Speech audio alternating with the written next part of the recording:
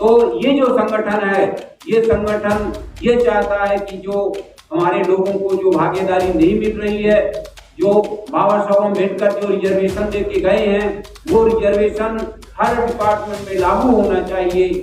ये हमारे संगठन का लक्ष्य है। और आज की तारीख में तो संविधान बदलने की बात कह रहे हैं कि जो 400, 1500 वर्ष पहले जो सामाजिक व्यवस्था थी, जो मनुस्मृति का काला कानून था, उसकी कुछ पंक्तियां लाना चाहते हैं और वो स्थिति आ जाएगी तो संविधान का कोई मतलब नहीं होगा, जब संविधान में परिवर्तन हो जाएगा। इसलिए सबसे जरूरी है कि लोग इकट्ठे हों और संविधान को बचाने का प्रयास करें।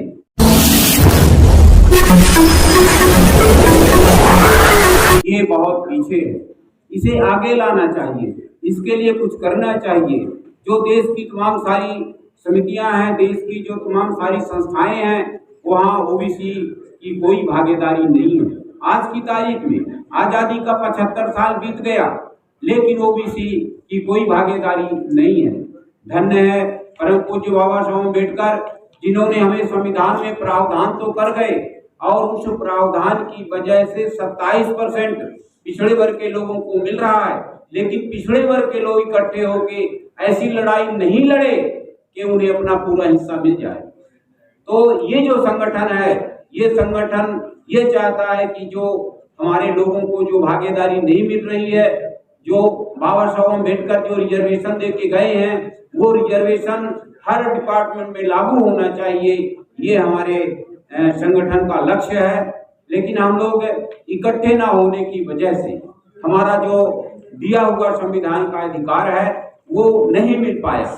और आज की तारीख में तो संविधान बदलने की बात कह रहे हैं कि जो 400, 1500 वर्ष पहले जो सामाजिक व्यवस्था थी, जो मनुस्मृति का काला कानून था, उसकी कुछ पंक्तियां लाना चाहते हैं और वो स्थिति आ जाएगी तो संविधान का कोई मतलब नहीं होगा, जब संविधान में परिवर्तन हो जाएगा।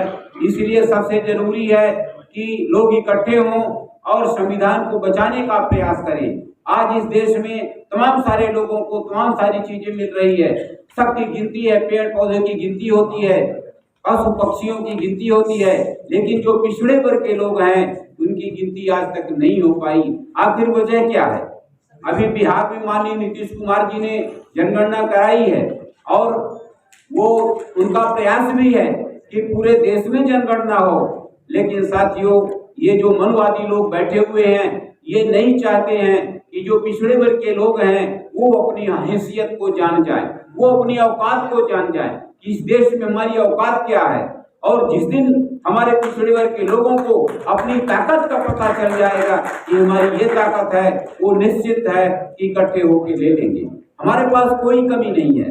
हमारा सारा समाज रातों दिन खेत खलिहान में मेहनत करता है और मेहनत करने के बाद भी ये समाज गरीब रहता है। इस मेहनत करने के बाद भी ये समाज देने के लिए रहता है। लेकिन जो समाज मेहनत करता है उसे आजादी के 75 साल के बाद भी कुछ नहीं मिल पाया। आखिर वजह क्या है? कहने को तो देश का राष्ट्रपति पिछड़े हैं, प्रधानमंत्री पिछड़े हैं, तमाम सारा डिपार्टमेंट पिछड़े हैं, लेकिन पिछड़े वर्गों को नहीं मिल रहा है। इसकी एक वजह है कि हम जागरूक नहीं हो पाए। हम इकट्ठे हो गए अपने अधिकार के लिए सड़कों में लड़े नहीं।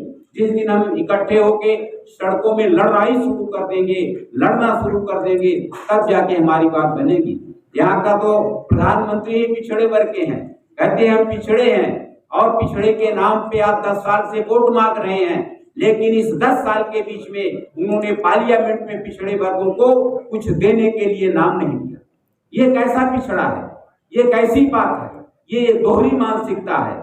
एक तरफ आप संविधान बदलने की बात करते हो, दूसरी तरफ पिछड़े वर्ग के लोगों का कहीं पार्लियामेंट में नाम नहीं लिए, पार्लियामेंट से कुछ दिए नहीं, बल्कि जिन लोगों ने नहीं मांगा उन्हें आप 10% उनकी संख्या के बराबर उन्हें रिजर्वेशन दे दिए।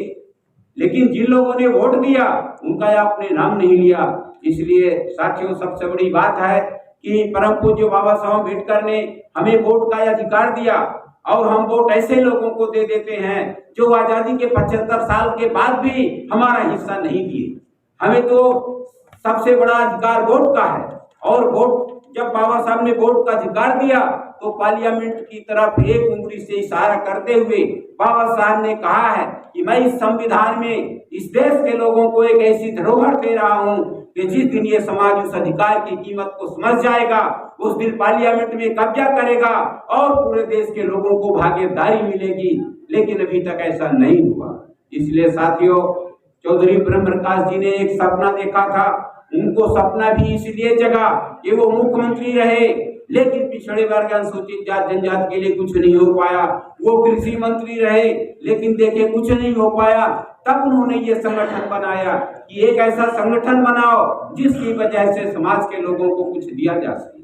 आज हम सारे लोग किसान हैं, खेत खलिहान में काम करते हैं, और किसान की तो वो हालत है, हम भी किसान हैं, लेकिन जो आदमी खेत में काम करता है वो तो कर्ज में जन्म लेता है, कर्ज में उसके बच्चे पलते और पुसते हैं, और कर्ज में ही वो बूढ़ा बाप मर जाता है। लेकिन किसान को कुछ नहीं मिलता, सिर्फ गरीबी के अलावा, सिर्फ मजबूरी के अलावा, सिर्फ परेशानी के अलावा। गांव में किसान भाई रहते हैं, उनके बच्चों की पढ़ने की कोई सुविधा नहीं है। एक तरफ सरकार कहती है कि हम ये शिक्षा लागू करेंगे, वो शिक्षा लागू करेंगे, लेकिन आजादी के 75 साल के बाद भी किसान गरीब है, किसान अशिक्षित है। और जो आदमी अशिक्षित हो, जो आदमी गरीब हो, वो निश्चित है कि वो मजबूर रहता है। और आज 1 रुपए का राशन देके, 5 किलो 10 किलो का राशन देके, और पूरे किसानों को, गरीबों को, सबको जो है तो गुमराह कर रहे हैं कि हम आपको ये दे रहे हैं, हम आपको वो दे रहे हैं। इसलिए साथियों, आप अपनी वोट की कीमत समझें और वोट उसको दें जो आपको अधिकार दे। वोट उसे दें जो आपकी कीमत को समझे। यदि आप ऐसे वोट को 75 साल से देते चले आए हैं, लोग चुनाव के टाइम में अच्छे अच्छे वादे करते हैं, लेकिन बाद में मुकर जाते हैं। चुनाव में कहते हैं हम ये कर देंगे, वो कर देंगे, और लेकिन जब चुनाव होता है और किसान अपने अधिकारों की बात करता है तो उसके ऊपर गोलियां चलवा दी जाती है, उसको मार दिया जाता है। अभी पिछले समय आपने देखा किसानों की हालत दिल्ली के इर्द गिर्द क्या हुई, सैकड़ों लोग उस आंदोलन में मारे गए, लेकिन सरकार को इसकी कोई परवाह नहीं। सरकार इस बात को ख्याल नहीं करती है। सरकार जानती है कि मैं किसानों को गरीब बना के रखा हूँ, मैं किसानों को अनपढ़ बना के रखा हूँ, तो गरीब और अनपढ़ जाएगा कहाँ, हमें वोट करेगा। वो अनपढ़ आदमी है, वो संविधान को तो जानेगा नहीं। बाबा साहब अम्बेडकर ने तो इतना आपको साहित्य दे दिया है, अधिकार दे दिया है, संविधान दे दिया है कि जिस दिन आप उसको पढ़ेंगे, अध्ययन करेंगे, तो आप सारी चीज हासिल कर लेंगे। लेकिन अभी तक हम नहीं कर पाए। हमारे घरों में तो हम सारे ग्रंथ पढ़े हुए हैं जो हमें गुमराह करते हैं, जो हमें अंधेरे की ओर ले जाते हैं, जो हमें अंधविश्वास की तरफ ले जाते हैं, उसको हम रोज पढ़ते हैं। लेकिन जो संविधान, जो जिससे देश चलता है, वो हमारे घरों में नहीं मिलेगा। हम संविधान का अध्ययन नहीं करते हैं, हम संविधान का महत्व नहीं करते हैं, जबकि संविधान से ही सब कुछ मिलना है।